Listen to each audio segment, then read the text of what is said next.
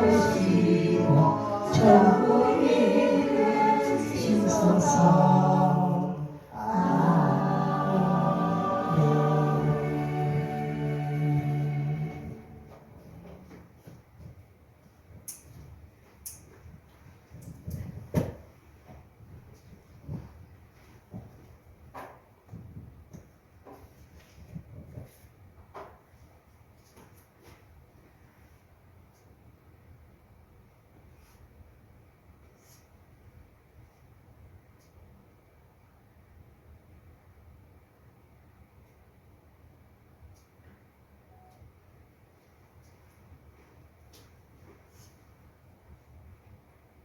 단종가 315장, 단종가 315장 읽겠습니다.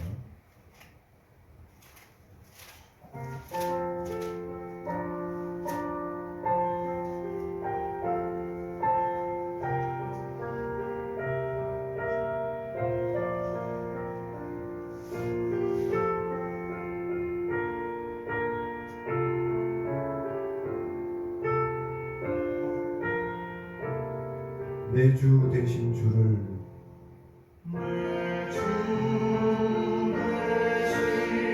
참 사랑하고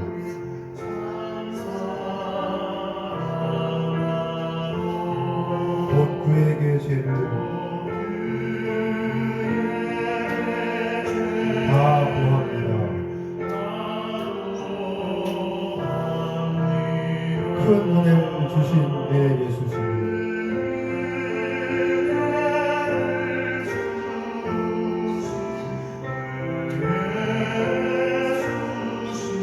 이전보다 더욱 사랑합니다.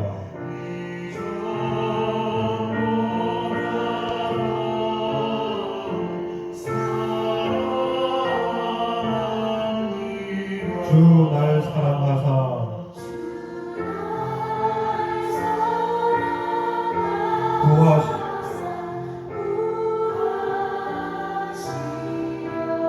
저 십자가 고난 당하셨도다.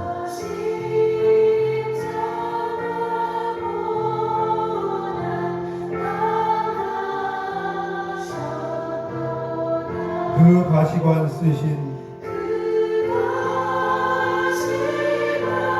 내 주 배우니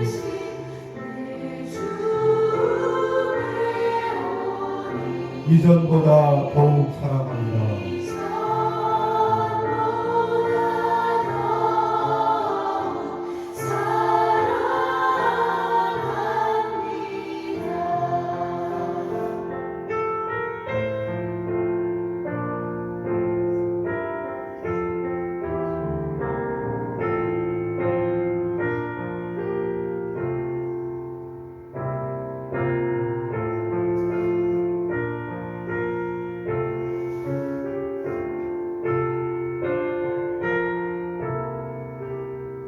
내 평생에 힘쓸 그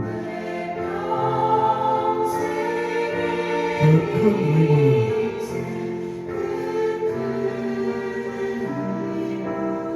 주 예수의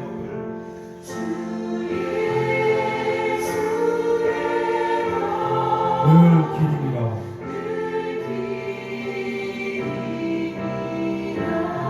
숨질 때에까지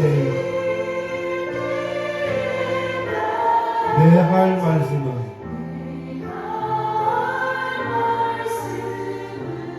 이전보다 더욱 사랑합니다.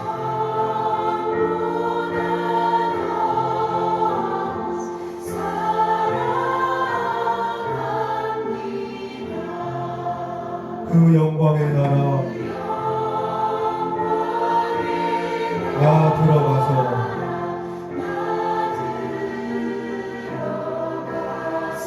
그 풍성한 은혜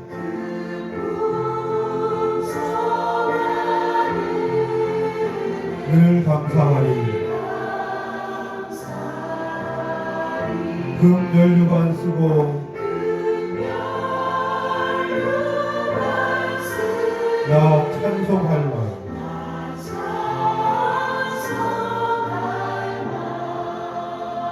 이전보다 더욱 사랑합니다.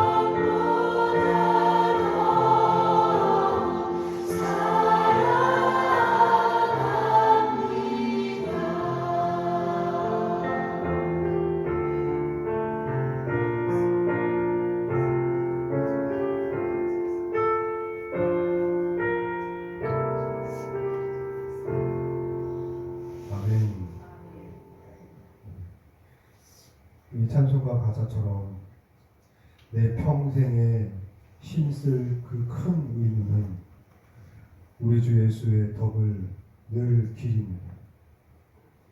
우리가 호흡이 맞춰서 숨질 때에 마지막 호흡을 다하고 숨을 거둘 때까지 우리가 할 말씀은 이전보다, 예전보다, 어제보다 더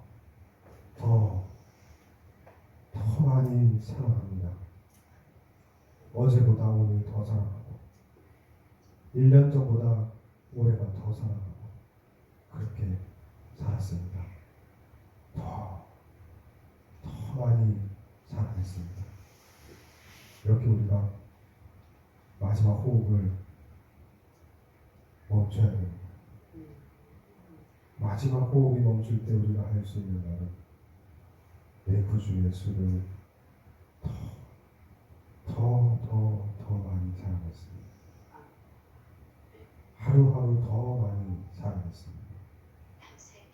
그렇게 숨을 거두면 우리 예수님께서 얼마나 기뻐하시겠어요.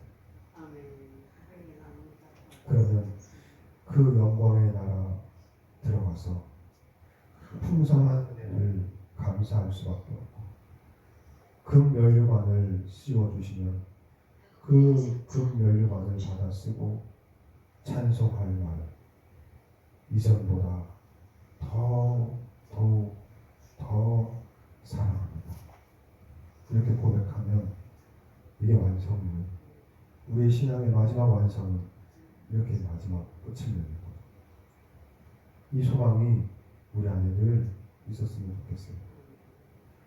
315장이래요. 네, 315장. 315장. 우리에게 주시는 말씀은 오늘 주신 말씀은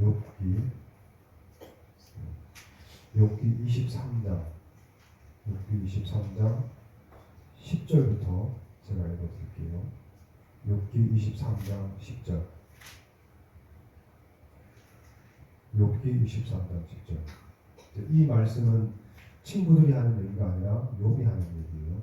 그러니까 들어도 괜찮은 얘기죠. 친구들이 하는 말은 잘못된 말이고 욥이 하는 말은 괜찮은 말이에요. 욥이 하는 얘기예요. 친구들한테 대답하는 거예요. 23장 10절. 그러나 내가 가는 길을 그가 아시나니 그가 나를 단련하신 후에는 내가 순금같이 되어 나오리라. 내 발이 그의 걸음을 바로 따랐으며 내가 그의 길을 지켜 치우치지 아니하였고 내가 그의 입술의 명령을 어기지 아니하고 정한 음식보다 그의 입의 말씀을 귀히 여겼도다. 맛있는 음식보다 그 입에서 나오는 말씀을 더 귀히 여겼도다. 그는 뜻이 일정하시니 누가 능히 돌이키랴. 그의 마음에 하고자 하시는 것이면 반드시 그것을 행하시나니 그런즉 내게 작정하신 것을 이루실 것이라. 이런 일이 그에게 많이 있느니라.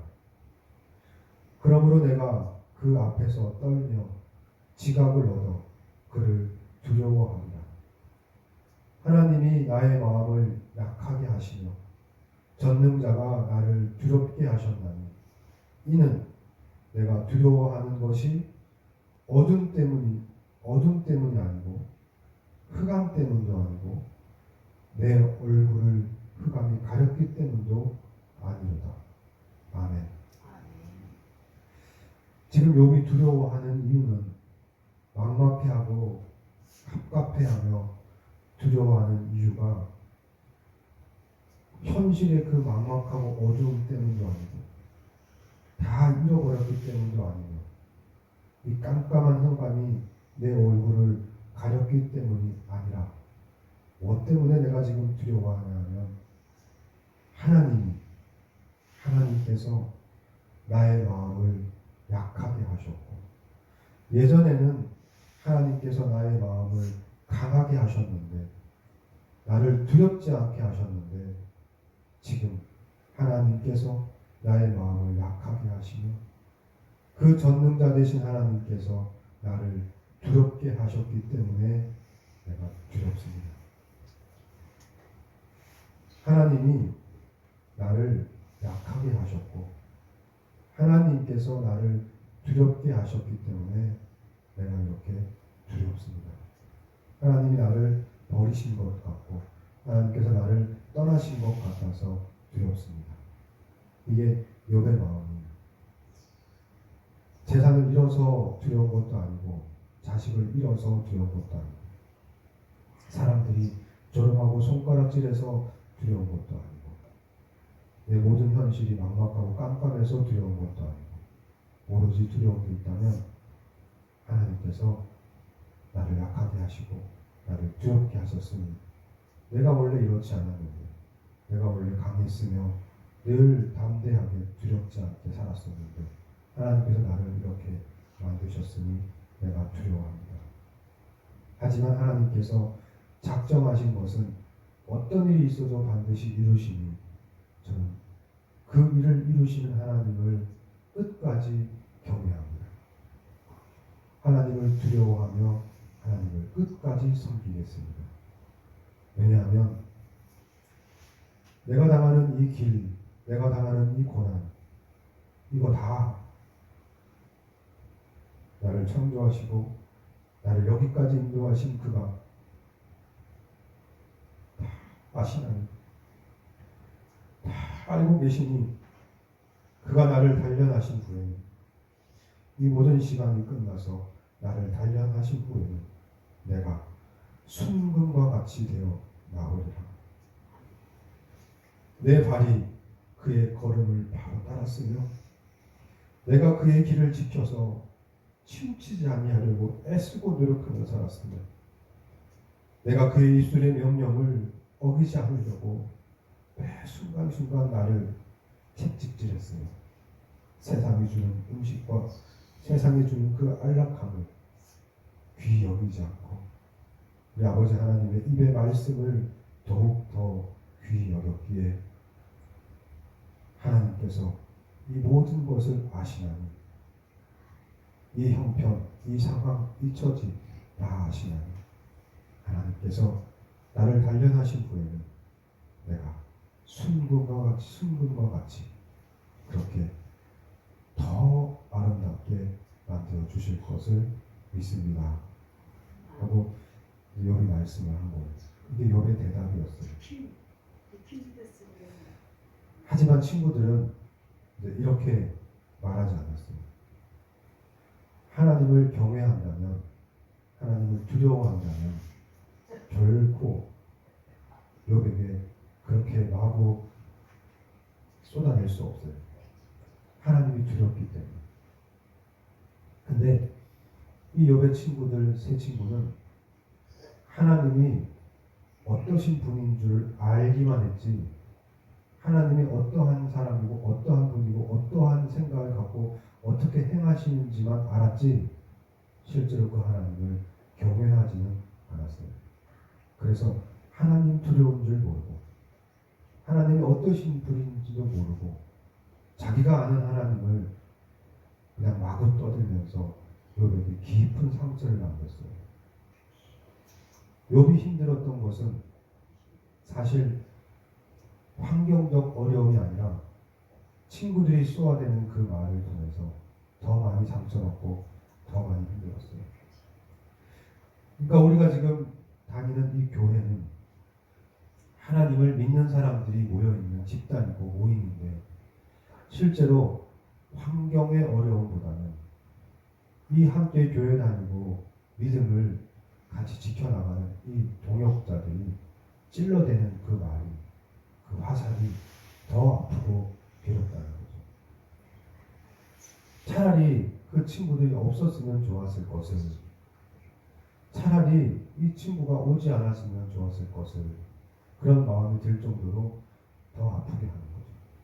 그렇게 해서 마귀는 지금도 이렇게 새 친구들과 같은 사람들을 교회로 보내서 그 교회 안에서 그 예배 안에서 그 말씀 안에서 그 공동체 안에서 스스로 무너지기를 바래요.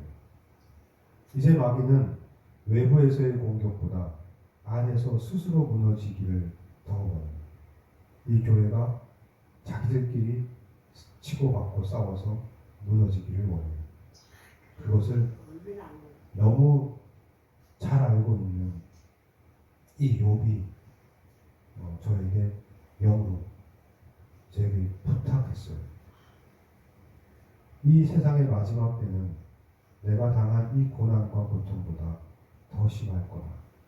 그 고난과 고통은 환경적인 어려움, 그러니까 내 생활과 내 삶이 어려워지는 것이 아니라 사람들에 의해서, 믿는 사람들에 의해서 결국은 모두가 다 쓰러질 거다.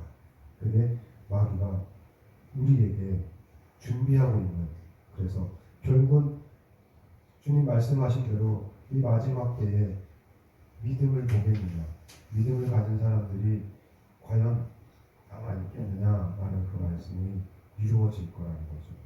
결국은 다 떠날 거라는 거죠. 왜 떠나냐면 자기들끼리 싸워서요. 그런데 이 세 친구와 같은 사람들이 어떤 사람들이며 그 사람들 때문에 왜 교회가 무너지고 예배가 무너지고 말씀이 자리를 잃게 되는지 그 말씀을 제가 들은 대로 오늘은 그대로 읽어드릴게요. 잘 들으시고 마지막까지 승리하시길 바랍니다. 오늘은 제가 말씀을 하는 것이 아니라 주신 말씀을 읽어드릴게요. 이 세 친구는 결국은 속았습니다. 세 친구가 처음에 욥기 2장에는 처음에 와서 함께 울어주고 함께 괴로워하며 욥의 옆에서 그냥 자리를 지켜줬었어요. 좋았어요. 잘했어요. 그런데 그들 가운데, 그들 생각 속에, 그들 마음 속에 마귀가 사탄이 들어갔어요. 그리고 헷갈리게 했어요. 그리고 그들의 입을 사용하여 욥을 힘들게 하고 저주했어요. 그러니까 그들은 속았죠. 그들은 속은 거예요. 처음부터 나쁜 사람이 아니라 그들은 사탄의 유혹에 넘어갔고 사탄의 말에 속았어요. 이 마지막 때도 이렇게 속은 사람들, 이렇게 자기 기만에 빠진 사람들이 넘쳐날 거라는 거죠. 속아서 아무것도 모르고 자기가 어떻게 되는지를 모르고 속아서 결국 마귀의 종이 되어서 그렇게 질질질 끌려가는 사람들을 이 욥은 경고하고 있어요. 그 세 친구처럼 되지 말라. 그래서 그 말씀을 제가 들은 대로 최대한 그대로 적어서 오늘 읽어드릴게요. 필요하시면 녹음을 했다가 다시 들으셔도 되고, 이 말씀은 이 마지막 때에 꼭 필요한 말씀인 것 같아요. 육에 속한 사람이 자신이 육에 속해 있다고 인정한다면 아직 구원의 희망이 있지만, 육에 속한 사람이 자신이 영적인 사람이라고 믿고 있다면 가장 위험천만한 상황에 놓여 있는 것입니다. 자기 기만은 성경적 진리에서 시작됩니다. 하나님은 중심을 보십니다. 하나님은 외모로 사람을 취하지 않으십니다. 그러니 율법의 멍에에서 자유하십시오. 우리는 은혜 아래 살고 있습니다. 하나님은 우리를 사랑하십니다. 이것을 거부할 그 어떤 신자도 없습니다. 하지만 여기서 기만은 시작됩니다. 여기서 마귀는 속이기 시작합니다. 지금 방금 읽어드린 말씀은 너무나 진리입니다. 하나님은 중심을 보십니다. 하나님은 외모로 사람을 취하지 않으십니다. 그러니 율법의 멍에에서 자유하십시오. 우리는 하나님의 은혜 아래 살고 있습니다. 하나님은 우리를 사랑하십니다. 그런데 이 말을 마귀는 교묘하게 이용해서 우리를 쓰러뜨립니다. 하나님의 말씀에 대한 순종은 그 모든 요구가 거슬립니다. 말씀에 대해 순종하라는 그 말씀은 거슬립니다. 그것은 율법의 멍에를 지라는 것으로 들립니다. 말씀에 대한 순종은 율법의 멍에를 지는 고통으로 이해합니다. 거룩함에 대한 부르심은 외적인 것으로 치부합니다. 그래서 외모로 취하시지 않으시니 거룩함은 필요 없다 가르칩니다. 회개에 대한 모든 강요가 은혜를 거부하는 것이 됩니다. 회개는 필요 없습니다. 왜냐하면 우리는 은혜 아래 살고 있기 때문입니다. 하나님은 우리를 위해 존재하지 우리가 하나님을 위해 존재하지 않습니다. 하나님은 우리를 사랑하시지 그래서 하나님은 우리를 사랑하시기에 우리를 위해 존재하십니다. 하나님은 이렇게 왜곡당하십니다. 마귀는 이것을 즐깁니다. 하나님의 말씀과 진리를 교묘하게 이용해서 우리를 하나님으로부터 멀어지게 합니다. 실제로 죄 가운데 푹 빠져 살면서 하나님의 크신 은혜 안에서 평안을 누리고 산다고 감사하고 있습니다. 죄 가운데 푹 빠져 살고 있으면서 하나님의 크신 은혜 안에서 이렇게 기쁨과 평안을 누리고 산다고 하나님께 감사의 기도를 올려드리고 있습니다. 그것이 자랑이 되어버렸습니다. 하나님께서 가장 싫어하시는 죄악들 가운데서 항상 기뻐하기를 애쓰고 쉬지 않고 기도하기를 애쓰며 범사에 감사하기를 애쓰고 있습니다. 하나님이 가장 싫어하는 죄악들 가운데서 그 가운데 살아가면서 외칩니다. 항상 기뻐하자. 쉬지 말고 기도하자. 범사에 감사하자라고. 이것이 하나님이 우리를 향하신 뜻이라고 그렇게 강하게 믿고 삽니다. 하지만 그들은 하나님께서 가장 싫어하는 죄악들 가운데서 살아가고 있습니다. 나는 드디어 자유합니다 라고 떠들어대면서 실제로는 가장 육적인 노예로 살고 있습니다. 죄와 사망의 노예로 살고 있지만 그것이 주는 순간의 만족과 감정의 환희로 자유를 만끽하고 살아가고 있습니다. 그들은 그렇게 영원한 지옥으로 향하고 있습니다. 영적인 언어를 사용하면서 육적인 삶을 살아가는 사람들 너무나 많습니다. 이들은 성경을 배우기 원합니다. 많이 알고 있음을 뽐내기 위해서입니다. 이들은 열정적으로 기도합니다. 하나님을 자판기로 만들기 위해서입니다. 이들은 성실하게 예배에 임합니다. 예배를 통해 보험금이나 적금을 받아내기 위해서입니다. 하나님은 그렇게 진리김을 당하십니다. 하나님의 거룩함은 이렇게 짓밟히고 또 짓밟힙니다. 성경을 배우는 이유는 그분의 뜻대로 행하기 위함이고 기도를 하는 이유는 그분과의 인격적 관계를 지속하기 위함이며 예배를 드리는 이유는 제사를 통해 자신이 죽었음을 확인하고 드디어 하나님의 얼굴을 마주하며 찬송과 감사를 올려드리기 위함인데 그들은 열정적으로 성경을 배워서 내가 가장 많이 알고 있음을 뽐내기 위해서 열정적으로 기도하며 하나님을 자판기로 만들어버리고 성실하게 예배에 임하면서 하나님을 보험금을 타기 위한 적금을 받기 위한 도구로 전락시킵니다. 종교적 활동이 부활을 보장해주지 않습니다. 아무리 많은 섬김과 아무리 많은 봉사도 부활을 보장해주지는 않습니다. 부활은 죽은 자에게 약속하신 것입니다. 거듭남이 없는 그들에게는 절대 부활은 불가능합니다. 거듭남이 바로 생명입니다. 그 변화가 생명을 보장해 줍니다. 가장 큰 비극은 육적인 사람이 영적인 사람처럼 대접받고 죽어본 적 없는 사람이 다시 살아났다고 떠들어대는 것입니다. 한 번도 죽음을 맛보지 못한 사람이 내가 구원받았다고 자랑하고 다니는 것입니다.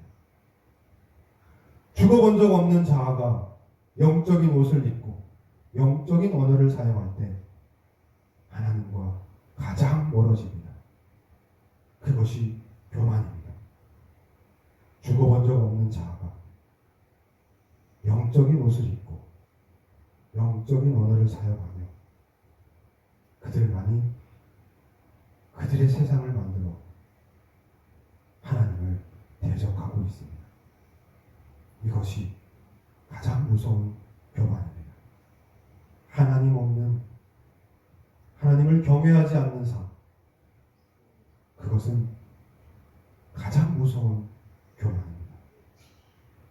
이들의 특징은 자신이 망할 것을 알고 있다는 것이고 결국 그 불안함이 절대 혼자 망하지 않겠다는 욕심으로 확장됩니다. 혼자 망하면 될 것을 본인이 불안하기에 자신과 뜻을 같이 하는 사람들을 모아 같이 망하자는 겁니다. 다른 사람들을 끌어들여 함께 망하자고 사람들을 모아드립니다. 하지만 그 속에는 위안은 없습니다. 그 속에는 사랑도 없습니다. 그 속에는 어떠한 평안도 없습니다. 그저 함께 망할 동지에만 있을 뿐입니다. 함께 지옥으로 떨어질 그 끈끈한 동지에만 있을 뿐입니다. 하지만 그 동지에도 뜻을 달리할 때는 언제든 돌아설 수 있는 그들. 그들은 열매 없는 믿음, 껍데기뿐인 십자가를, 용서 없는 용서를, 이것을 은혜의 깊은 이해라고 스스로 칭송하고 있습니다. 열매가 없는데 믿음이 있다고, 껍데기뿐인데 그 십자가를 끌어안고 용서하지 않으면서 용서받았다고 소리 지르고 있습니다. 이것을 은혜의 깊은 이해라고 떠들어댑니다. 이것이 바로 율법의 멍에를 벗어버린 것이라고 자랑하고 살아갑니다. 나는 더 이상 율법의 멍에를 지지 않는다고 자랑하고 삽니다. 기뻐하고 삽니다. 아주 기쁨이 넘쳐 미쳐버렸습니다. 찬양을 부를 때 기뻐하며 흥분에 겨워 아주 자신이 최고의 믿음을 가진 줄 압니다. 하지만 그들에게는 열매가 없습니다. 십자가 없는 면류관을 약속하는, 죽지 않아도 부활을 약속하는 기독교, 교회, 예배, 설교가 넘쳐납니다. 그런데 이들은 자신들이 올바른 길을 가고 있다고 믿고 있습니다. 자신들이 좀 더 성숙하다고 믿고 있습니다. 자신들이 진정한 자유를 누린다고 확신하고 있습니다. 이것은 진리가 아닙니다. 이들은 모두 속았습니다. 마귀는 알고 있습니다. 적들은 너무 잘 알고 있습니다. 욥을 시험한 도구는 재산도 아니었고 가족도 아니었고 건강도 아니었습니다. 바로 함께 동고동락 살아왔던 친구들입니다. 함께 7일을 말없이 울어준 친구들이었습니다. 그 친구들을 마귀는 사용했습니다. 그리고 쓰러뜨리려 했습니다. 박해보다는 유혹을, 개혁보다는 자기 기만을 선택했습니다. 마귀는 속이기로 결정했습니다. 긴 역사 속에서 그들은 다 잡아 가두었고 죽였습니다. 그래도 살아남았습니다. 또 살아남고 또 살아남아서 이제 그 남은 자들을 어떻게 해야 될지 몰라 고민하다가 이제 방법을 찾았습니다. 이제 이 남은 의인들을 잡아놓고 죽이기 위해 마지막 칼을 빼어들었습니다. 하나님의 이름으로, 하나님의 말씀으로, 그 말씀 안에서 죽이기로 결정했습니다. 멸망에 가증한 것이 바로 이 가장 거룩한 곳에 서게 될 것입니다. 하나님의 말씀으로, 하나님의 이름으로 많은 사람들이 속아나갈 것입니다. 적들은 영적 진리를 교묘하게 왜곡시켜서 99%는 허용해주고 인정해주며 단 1%만 왜곡시키면 된다는 것을 깨달았습니다. 그들은 그 성벽을 무너뜨릴 수 없음을 알아챘습니다. 그래서 그 성벽이 스스로 무너져 내릴 수 있도록 준비하고 있습니다. 매일 성경을 읽게 하고 매일 큐티를 하게 하고 매일매일 기도를 하게 하고 뜨겁게 찬양을 부르도록 허용했습니다. 대신 거룩한 진리를 육적으로 사용해서 자신이 아닌 남을 위해 그 배우고 읽고 터득한 것들을 남을 향해 마구 쏘아붙이도록 부추겼습니다. 큐티한 말씀으로 한 영혼을 죽이기에 애썼습니다. 기도를 통해서 한 영혼을 죽이도록 애썼습니다. 찬양을 부르며 한 영혼을 죽였습니다. 그렇게 여기저기서 천하보다 귀한 한 영혼들이 죽어나가고 있습니다. 12,071 이 말씀을 주실 때 하나님께서 에게 말씀하셨습니다. 12,071번째라고. 제가 이 말씀을 들고 앞에 선 사람들이 이 말씀을 들고 진리의 거룩한 그 물결 앞에 동참한 사람이 네가 12,071번째라고. 그리고 앞으로 수도 없이 많은 사람들이 이와 동일한 말씀을 들고 그 물결에 동참할 것입니다. 저는 12,071번째입니다. 이 땅에 이 거룩한 말씀으로 이 마귀의 속임을 고발하는 12,071번째 고발자입니다. 세계 곳곳에서 대규모로 체계적으로 일어나고 있는 이 배도의 물결, 왜곡의 물결에 맞서는 하나님의 거룩한 자, 그 많은 사람 중 한 사람입니다. 하나님은 사랑과 은혜가 넘치시는 분이십니다. 그러니 순종은 선택사항입니다. 사랑과 은혜가 넘치시는 분이시니까 굳이 순종하지 않아도, 굳이 말씀대로 살지 않아도 여러분을 사랑하실 것입니다. 그리고 그 선택조항 항목을 하나님은 사랑과 은혜가 넘치시는 분입니다의 마지막 끝에 작게 조그맣게 넣고 우리로 하여금 사인하게 만들었습니다. 하나님은 사랑과 은혜가 넘치시는 분이시니 순종 같은 건 안 해도 된다고. 그것은 굳이 꼭 필요하지 않다는 그 항목을 마지막에 써놓고 사탄은 오늘 우리에게 요구합니다. 사인하라고. 그리고 그 사인을 하는 즉시 우리는 지옥으로 향합니다. 구원은 믿음으로 받는다는 진리 밑에 행위는 선택사항이라는 항목을 달아놓고 우리에게 사인을 강요합니다. 구원은 믿음으로 얻으니 그냥 주무시라고요. 듣지 마시라고요. 그 믿음으로 받는다는 그 말만을 믿고 행위는 안 해도 되고, 행위가 없는 믿음으로 우리는 구원을 받을 수 있다고 그 항목에다가 사인하라고 합니다. 그리고 많은 사람들이 사인을 해버렸습니다. 예수 그리스도 안에서 우리는 자유를 누린다는 진리에 무엇이든지 가능하며 무엇을 해도 괜찮다는 항목을 추가하고 사인하게 했습니다. 그리고 지금 이 시간에도 그 항목에 사인하고 있습니다. 예수 그리스도 안에서 우리는 자유합니다. 우리는 자유롭습니다. 진리가 우리를 자유케 합니다. 그러니 우리는 무슨 짓을 해도 괜찮고 뭘 해도 괜찮아요. 그렇게 우리를 죄 가운데로 끌고 갑니다.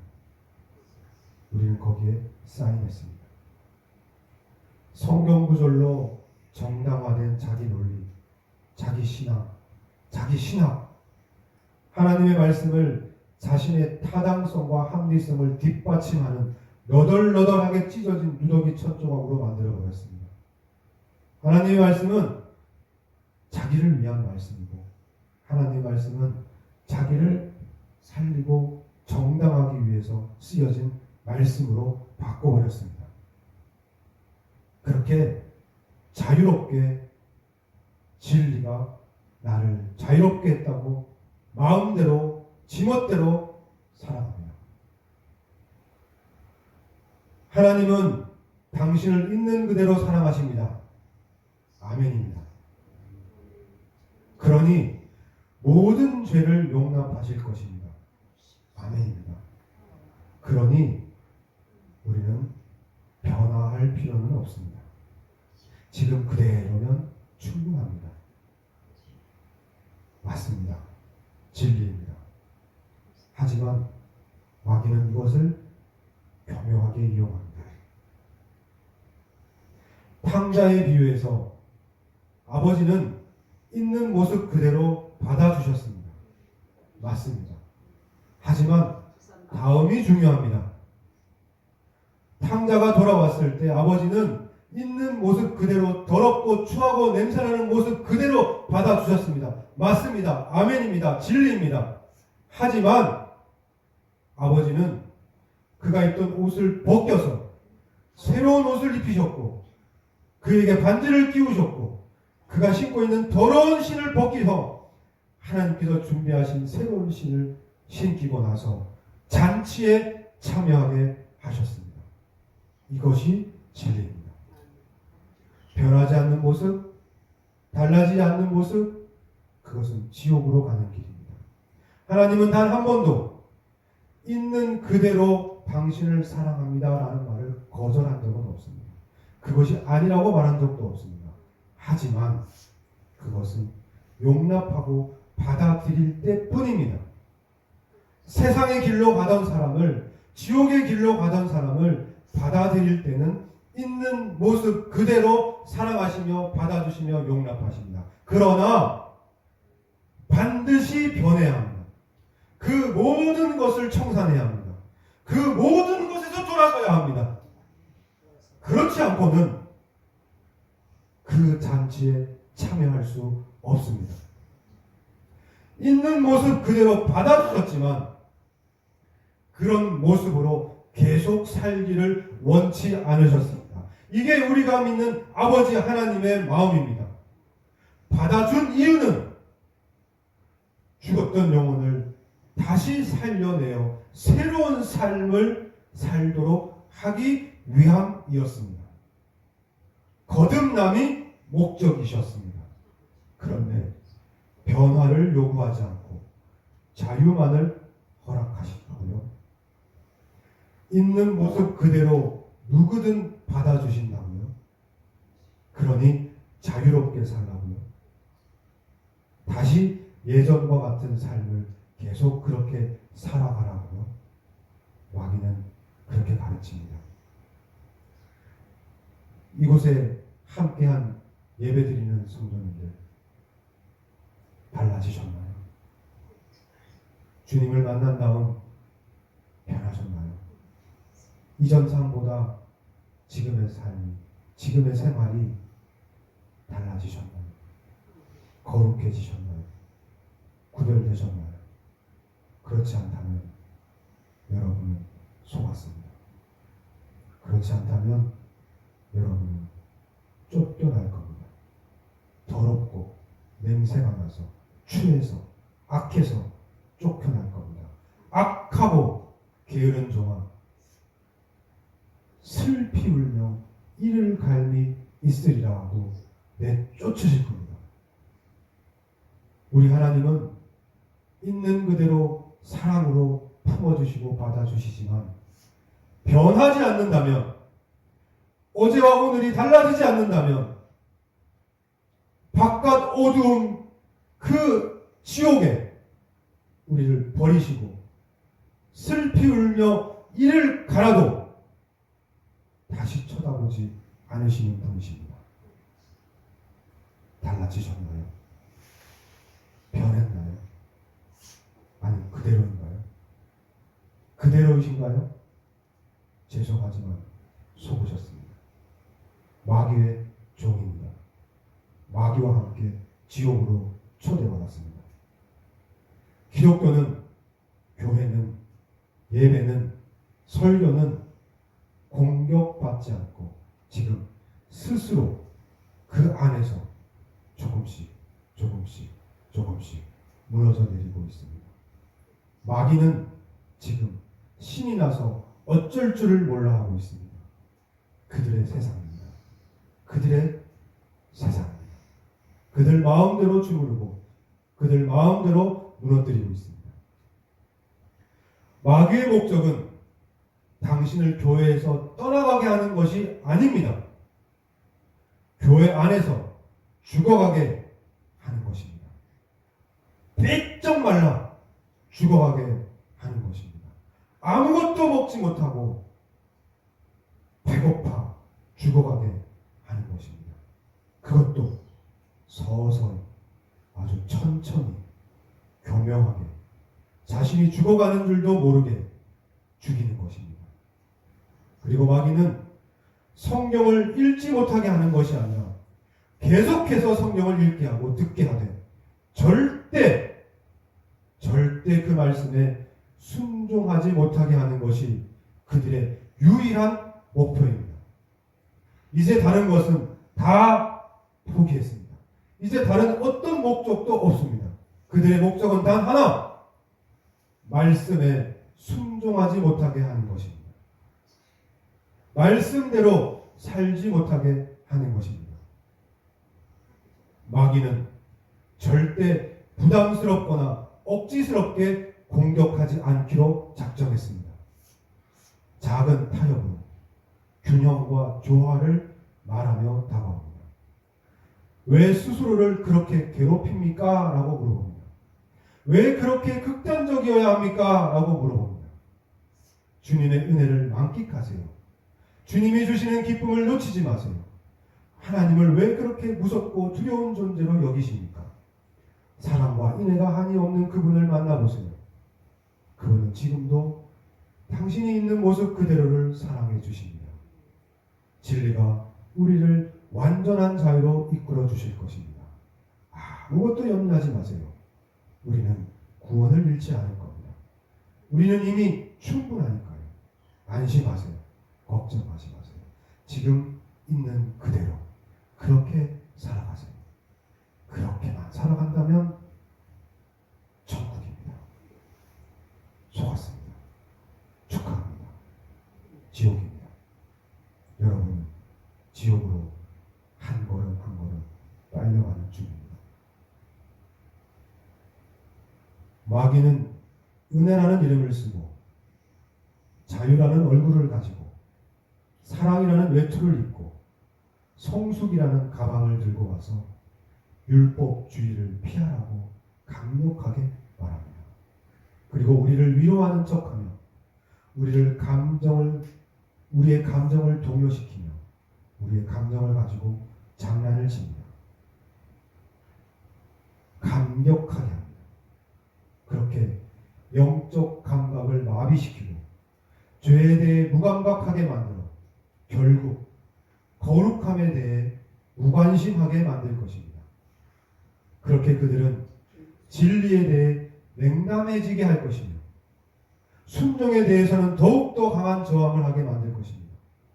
마침내 그들은 후퇴하는 우리를 보면서도 후퇴하는 것이 전진이라며 말도 안 되는 소리를 하며 그것이 겸손함이라며 우리로 하여금 더욱더 후퇴하게 만들 겁니다. 그래서 그들은 이런 상태를 완전한 승리가 드디어 이루어졌다고 축켜 세우며 자기 기만의 극치를 만들어 갈 것입니다. 그리고 만족하여하며 서로서로 격려하며 승리의 찬가를 부를 것입니다. 하지만 진실은 그들은 뒤로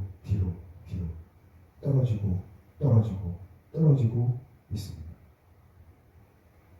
이것이 가능한 이유는, 이런 미친 짓이 가능한 이유는 이 믿음의 여정에는 어떠한 고통도 따르지 않는다는 겁니다.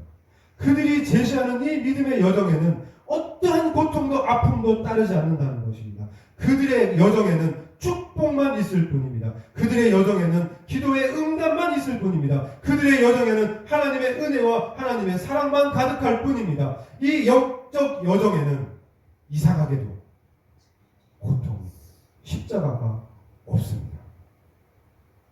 이 여정에는 어떤 영적 죽음도 요구하지 않습니다.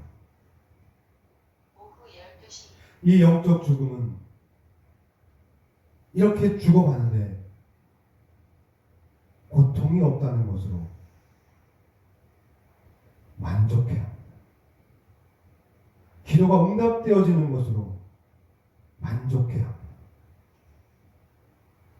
기도의 찬양을 하는 것으로 만족하고 있습니다.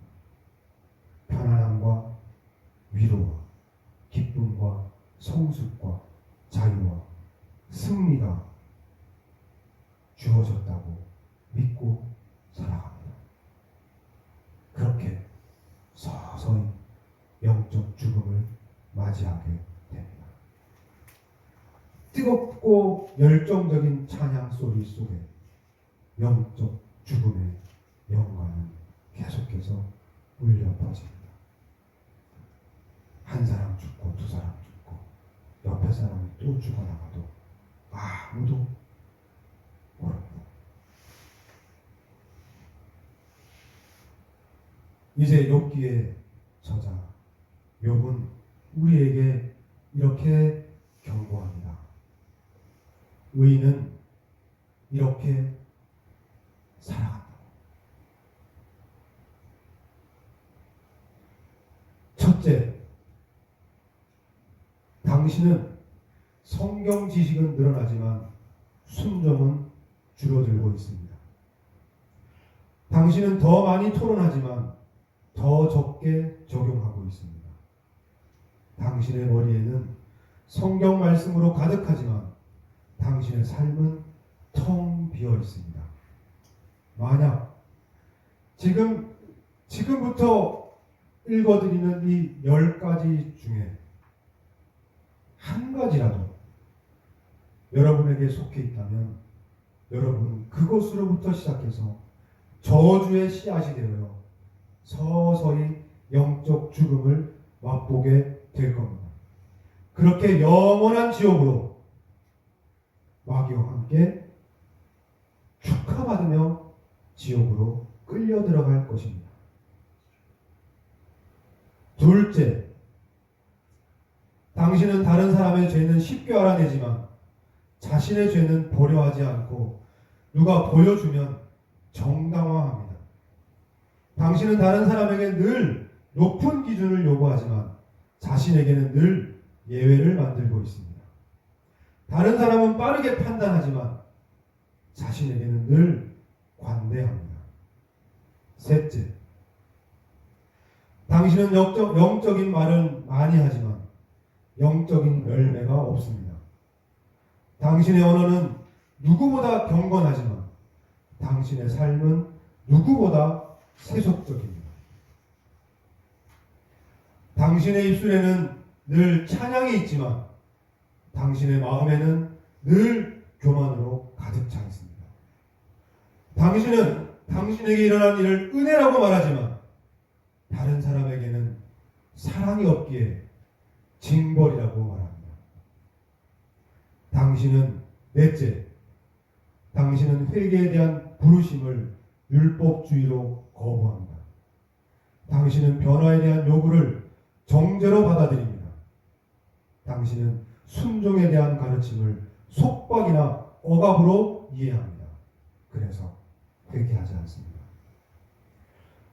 다섯째, 당신은 보이는 종교 생활에는 바쁘지만 보이지 않는 영적 생명에 대해서는 죽어가고 있지만 무관심합니다. 당신은 교회에 출석하고 봉사하고 헌금하고 성도들을 섬기지만 하나님과의 친밀한 교제는 부담스러워합니다. 당신은 교회에서 인정받고 싶어 하지만 이미 거룩함의 능력은 잃어버렸습니다. 여섯째, 당신은 십자가의 은혜를 말하지만 그 은혜를 값싼 은혜로 바꿔버렸습니다. 은혜를 설날 세뱃돈 정도로 여깁니다. 그래서 마구 뿌려댑니다. 하나님의 십자가의 은혜를 마구마구 여기저기 뿌려댑니다. 당신은 용서받고 싶어 하지만 자신은 용서하기 싫어합니다. 당신은 많이 받기는 원하지만 많이 드리라고 하면 부담스러워합니다. 7째, 당신은 부활을 간절히 바라고 소망하지만 자신의 자아의 죽음은 미루고 또 미룹니다. 당신은 면류관을 간절히 원하지만 눈물의 골짜기는 어떻게 해서든 피하려 합니다. 당신은 영광의 그날을 고대하지만 오늘 지금 낮아지고 겸손하기는 꺼려하고 있습니다. 8째, 당신은 다른 사람이 당신을 어떻게 보는지에 지나치게 관심이 많습니다. 하지만 하나님께서 당신을 어떻게 보시는지에 대해서는 아무런 관심이 없습니다. 단 한 번도 생각하지 않습니다. 하나님께서 당신을 지금 어떻게 보고 계시는지. 당신은 사람들의 인정을 받기 위해 하나님의 승인 따위는 안중에도 없이 늘 자기 멋대로 결정하고 사람들의 인정을 구합니다. 당신은 명성은 쌓았을지 모르지만 하나님 앞에서 인정받는 성품은 조금도 쌓지 못했습니다. 9번째, 당신은 편안함과 축복을 누리기 위해 기도하고 애쓰지만 순종을 위해서는 기도하고 애써 본 적이 없습니다. 당신은 당신의 감정을 하나님의 말씀이나 성령님의 역사보다 더욱더 높이 놓았습니다. 당신의 감정이 하나님보다 앞섭니다. 오늘 당신의 감정이 하나님을 쥐락펴락하도록 내버려 두고 있습니다. 당신은 당신의 선호나 취향을 하나님의 뜻보다 더욱 우선시합니다. 마지막 10번째, 당신은 영적 성장이나 성숙에 대해 말만 하지 실제로 삶에다가 적용하거나 실천할 생각조차 하지 않습니다. 지금까지 나열한 것들을 들으면서도 아무런 동요도 아무런 찔림도 아무런 흐느낌도 없이 그저 저 이야기는 내가 아닌 남에게 적용될 뿐이라고 여기고 있습니다. 앞에 언급한 9가지의 내용들을 들으면서도 그 어떤 것도 찔림이 없고 아프지 않습니다. 다 그 어떤 것도 자신에게는 해당되는 것이 아니라고 눈을 막고 귀를 막고 있습니다. 어떠십니까? 괜찮으십니까? 만약 찔리신다면 마지막으로 하는 이 말을 들으십시오. 이 말이 들려야 살아날 수 있습니다. 하나님의 거룩한 빛이 비춰져야 우리는 자신을 볼 수 있음을 알아야 합니다. 하나님의 거룩한 빛이 비춰지지 않는다면 우리는 절대 자신을 돌아볼 수도 자신이 어떤지 알 수조차도 없습니다. 우리는 말씀의 생명력이 활동할 때에야 비로소 자신의 벌거벗은 모습을 쳐다볼 수 있습니다. 말씀이 없으면 보여지지 않습니다. 하나님의 거룩한 빛이 없으면 아무것도 볼 수도 들을 수도 없습니다. 그렇게 우리는 우리가 보일 때야 비로소 변화될 수 있습니다. 그 빛으로 말씀으로 우리를 드러내 보여주셔야만 우리는 거듭날 수 있는 기회를 얻을 수 있습니다. 이제 깨어나십시오. 아직 기회가 남아있을 때 깨어나십시오. 시간이 얼마 남지 않았습니다. 지금 이 시간에도 12,072번째 하나님의 증인들이 일어나 외치고 있습니다. 2만, 3만, 4만, 5만, 10만, 결국 14만 4천이 외칠 것입니다. 그리고 문이 닫힐 것입니다. 아직 시간이 남아 있습니다. 아직 깨어날 시간은 남아 있습니다. 지금이 바로 그 시간입니다. 지금 하나님의 빛이 이곳에 강하게 비춰지고 있음을 믿으십시오. 지금 하나님의 말씀이 살아있어 좌우의 날선 어떤 검보다 예리하여 우리의 혼과 영과 및 관절과 골수를 찔러 쪼개기까지 하며 또 마음과 생각과 뜻을 밝히 드러내고 있습니다. 지금이 그때입니다.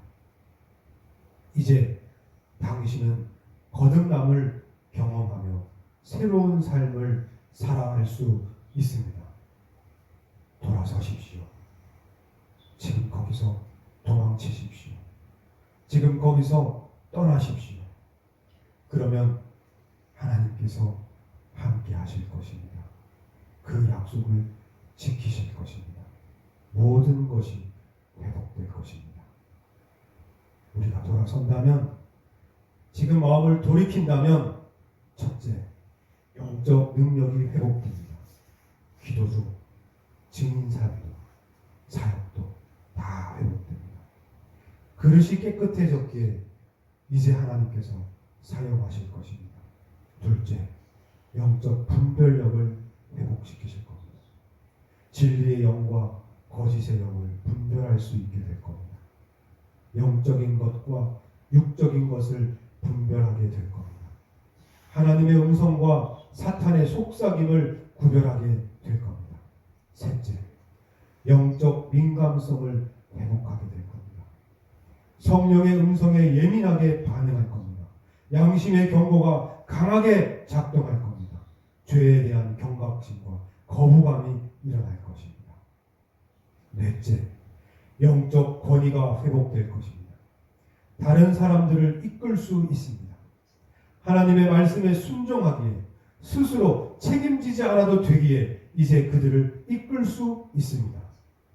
늘 성령의 가르침에 목말라 하기에 다른 사람을 가르칠 수 있게 됩니다. 다섯째, 영적인 열매를 회복하게 될 겁니다. 다른 사람의 삶을 변화시키게 될 겁니다. 자신의 죽음을 맛본 사람은 다른 사람의 죽음을 도와줄 수 있게 됩니다. 삶의 변화가 다른 사람을 감동시키기 때문입니다. 여섯 번째, 영적인 기쁨을 회복하게 됩니다. 믿음은 더 이상 의무가 아니며 예배는 더 이상 형식이 아니기 때문입니다. 믿음으로 이기며 예배로 회복되기 때문에 영적인 기쁨을 잃지 않게 됩니다. 마지막 일곱 번째, 영적인 소망을 회복하게 됩니다. 하나님의 나라가 임하기를 고대하게 되며 예수 그리스도의 다시 오심을 간절하게 소망하게 됩니다. 그래서 더 이상 죽음의 사망의 종노릇하지 않게 됩니다. 새 하늘과 새 땅을 기대하며 기다리게 됩니다. 아멘. 기도하겠습니다. 하나님 감사합니다. 아직 우리에게 기회가 있으며 아직 우리에게 시간이 남아 있습니다. 아직 하나님의 은혜는 그 문이 닫히지 않았으며 아직 우리에게는 길이 열려 있습니다. 이제 주께서 가라고 하는 그 길로 들어서려고 합니다. 그 그 십자가의 길로 가려고 합니다. 이제 말씀에 순종하며 살아가겠습니다. 이제 내 삶 속에 순종의 열매가 가득 열리기를 기도합니다. 성령 하나님 도와주시옵소서. 하늘에 계신 우리 아버지 하나님 도와주시옵소서. 우리를 예수 그리스도의 보혈의 피로 덮으시옵소서. 이제 더 이상 마귀에게 속지 않게 우리를 지키시옵소서. 그래서 거듭나게 하시고 새 생명을 우리에게 허락해 주시기를 간절히 원합니다. 이 말씀을 우리에게 들려주심을 다시 한번 감사드리옵고 이제 이 말씀대로 결단하며 살아갈 수 있는 믿음을 허락하여 주시옵소서. 늘 우리가 어떻게 될까봐 노심초사 걱정하시며 우리를 위해 중보하시며 기도하고 계시는 우리 주 예수 그리스도의 이름으로 기도드렸습니다. 아멘. 찬송가 384장. 찬송가 384장. 근데 율법의 명의 뜻이 뭐예요? 율법의 종이 된 거죠. 율법대로 살아야 한다는 그 명령에 어떻게든 그대로 살아가야 되는 거예요. 그래서 성경에 나온 율법, 그걸 지키면서 살아가는 게 율법인데 하나님께서는 그 율법을 폐하라고 했어요. 그 율법의 멍에를 지지 말라고 했어요. 근데 그 율법의 멍에를 지지 않는다는 이유로 우리는 자유로워졌다고 지 멋대로 하고 살아가는 거죠. 율법 없다 치고 율법 같은 건 없다 생각하는 거죠. 그래서 그 자유가 하나님으로부터 멀어지게 했다는 거죠.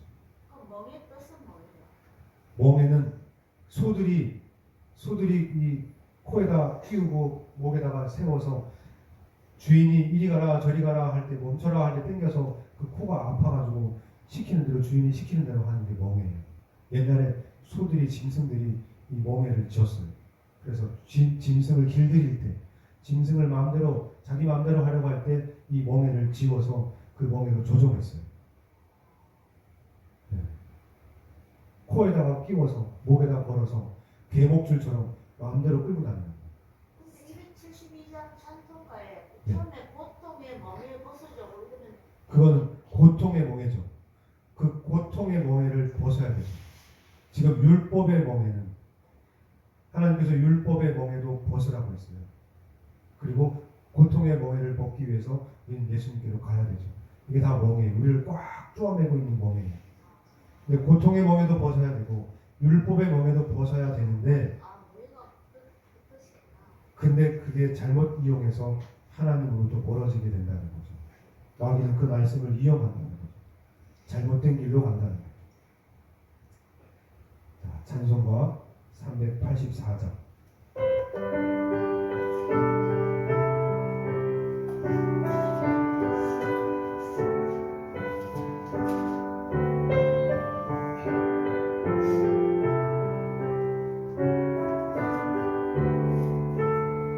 나의 갈 길 다가도록 예수 인도하시니 내 주 안에 있는 긍휼 어찌 의심하리요. 믿음으로 사는 자는 하늘 위로 받겠네. 무슨 일을 만나든지 만사 형통하리라. 무슨 일을 만나든지 만사 형통하리라. 나의 갈 길 다가도록 예수 인도하시니 어려운 일 당할 때도 족한 은혜 주시네. 나는 심히 고단하고 영혼 매우 가난하. 나의 앞에 반석에서 샘물 나게 하시네. 나의 앞에 반석에서 샘물나게 하시고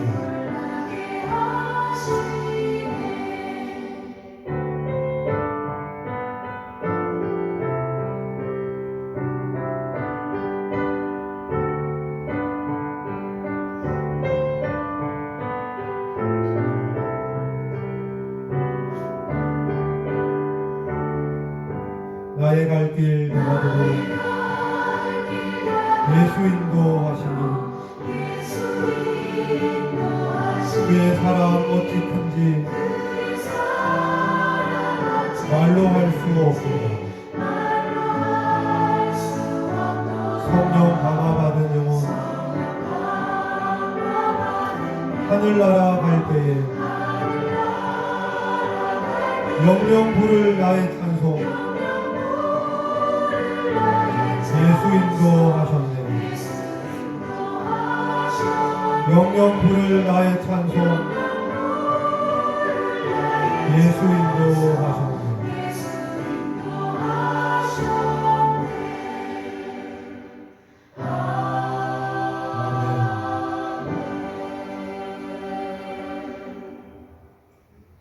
오늘 주신 말씀을 잠시 묵상하면서 이제 우리가 달라져야 되는, 이제 이전과 같이 살 수 없음을 기도하시기를 바랍니다. 이제 달라져야 해요. 이제는 더 이상 마귀에게 속지 말아야 돼요. 지독하게 우리를 속여왔어요. 그게 진리인 줄 알았고 그게 제대로 된 신앙인 줄 알았어요. 근데 아니었어요. 우리는 속았어요. 이제 돌아서야 돼요.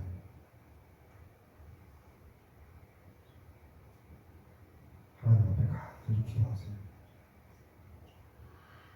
살려달라고.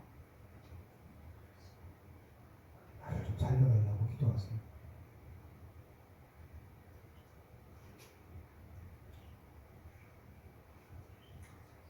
다 같이 주기도문 하심으로 예배 마치겠습니다. 주기도문 하시겠습니다. 하늘에 계신